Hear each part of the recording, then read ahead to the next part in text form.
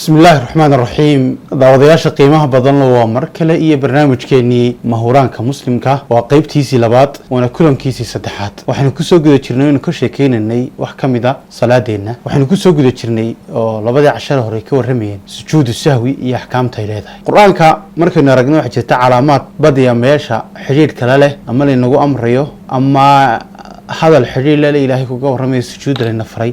inayna sujuudno sujuudaas waxa loo yaqaan sujuudu tilaawa waana mashruuc qofku markuu quraanka akhriyo isagoo salaad ku jira iyo isagoo dhageysanaya isagoo akhrisanayaba inuu sujuudo xukunkeeguna waa sunne sidaynu gadaal ka sheegi doono in mashruuc tahay waxa uu daliilay min xadiisi ibn umar radiyallahu anhuma inuu nabi muhammad sallallahu alayhi wasallam uu xaamid nagu dul akhriya suuratu sajda oo ay ku jirto nabi muhammad uu sujuuday anaguna waanu la sujuudnay ilaa dhamaantayo aanu weynay qaar naga mid ay waayeen meel ay madax dhigaan ama ay ku sujuudaan sida darteed xadiiskaasi wuxuu noo tilmaamayaa inay mashruuc tahay nabi maxamed uu sujuuday saxaabadiisii inay sujuudeen zayd bin thabit ayaa maalmaha kamid ah wuxuu nabi maxamed ku dul akhriyay suurada loo yaqaan suuratu najm oo ay ku jirto aayad ka warramasa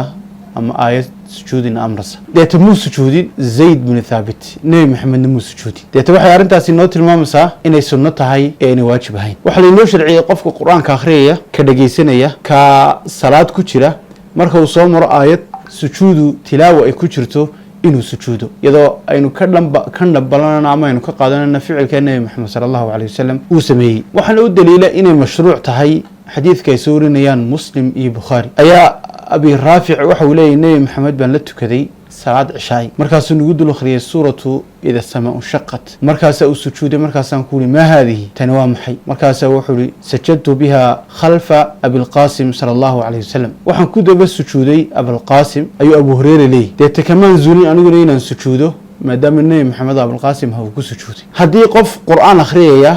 ama ku dul akhriyaya ama imaamku tujinaya aanu sujuudin waajib kuma aha ina sujuudo badiyana qofka mustamica ama maamulki wuxuu raacaa imaamkiisa fadhi farabadan ma ku soo arooray si guud sujuudaha oo inta soo gudagalaso waxa uu daliila min xadiisi abi hurayra radiyallahu anhu imaam bukhari muslim ku soo saaray inuu yiri xabiibkeena muhammad sallallahu alayhi wasallam idha qara ibnu aadam marka ibnu aadam uu akhriyo as-sajda ayat sujuuday ku jirto ee fasajadu sujuudo i'tazala waxa fogaado ka dheeraada shaydaanka yabkiisa ooyay oo la yaawayli hoogayga shalayteedeede amr ibn aadam in aadam waxa la amray bisujuud baa la faray oo la amray oo fasajadu sujuuday falahu aljanna janna usugnatay wa umirtu anigana waxa la faray bisujuud fa abaytu wan diiday oo faliya naar bay sugnatay marka ina sujuuda aad iyo aad buu fiicantay si guud sujuudu amaanan tahay waa xaaladda adoonku rabbiga ugu dhow yahay nabi maxamed nabi amray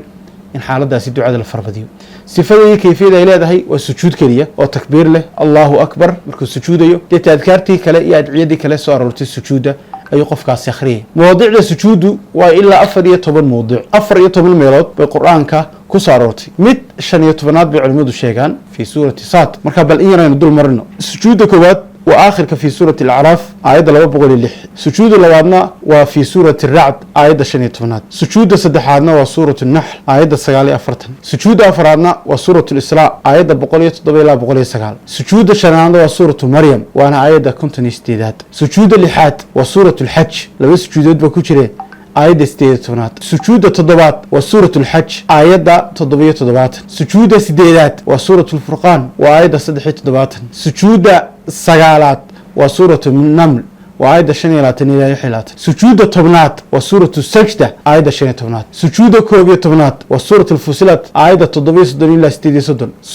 سجود اللبية وسورة النجم آية 2 سجود الصدحية وسورة الانشقاق أما إذا سماء انشقت وانا آية 20 سجود أفرية وسورة العرق أما إقرأ وانا آية قدام بيسا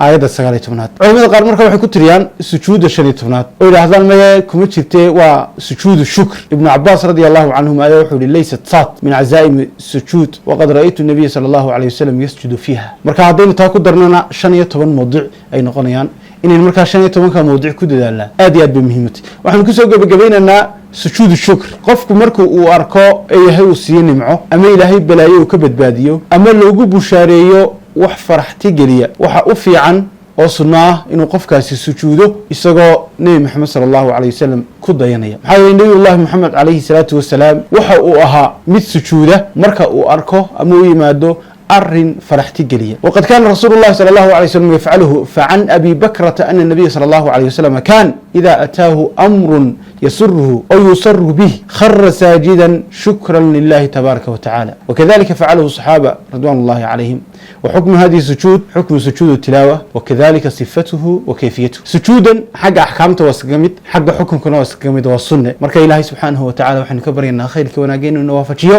إن نكود ذلله ين آديات بمهم تهي وين برنو. بعض الأحيان واحد عضا dadku markaan garanayn ama aan la socon sujuudan way ku qaldamaan oo imaamkii mutaabaca fiican lama yimaadaan aynu ogaano imaamku wuxuu sameeyay ka daba sameeyay inay waajib tahay iyadoo marka hore sunnah hadii imaamku uu sameeyay waajib bay kugu noqonaysaa. ilaahay khayrkii wanaagayna waafajiyo aad iyo aad badmaasantiin. والله سبحانه وتعالى أعلم وأحكم وبالله التوفيق.